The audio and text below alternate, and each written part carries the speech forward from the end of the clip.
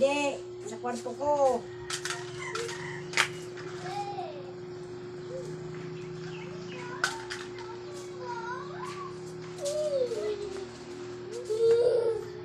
Hanapin mo doon sa kwarto. Hanapin mo doon. Ito? Nanay? Dito. Sino? Opo, punta na. Sa upuan yata.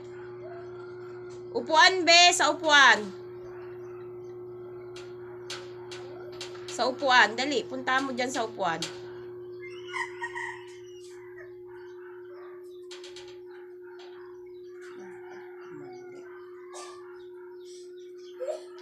Yung nakibalita ko kanina doon sa inanak ng kapatid ko namatay. Nanay niya. Anong balita mo kay Nino?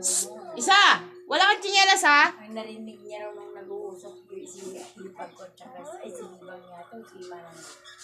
Tsaka yung si Kristalin. Pag hindi daw ay pinapaayos daw yung mga papilis ni Kuya dito, yung pension niya, ganon. Kaya pagdating daw dito, pipirma na nga siguro yung Ipag ko. Tapos tugis lang daw ng buburon.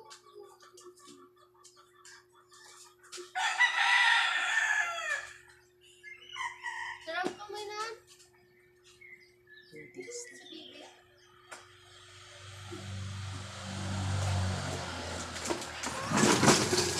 Sabihin mo, huwag na siyang magganyan. Yung truck niya.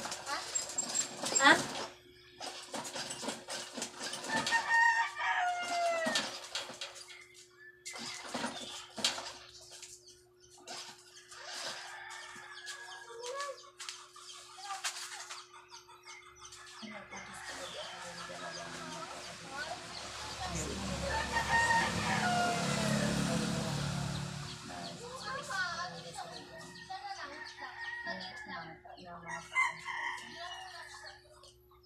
Binili daw nila, sabi niya. Ha? Binili niyo. Magkano? Ano sabi? Sila sabi niya. Binili na. Ano yun? May sinabi yung mga. Sila nasabi. Kaya gusto nilang pala paalisin si ayaw daw nila ng may kasama. Nagpipintura na sila.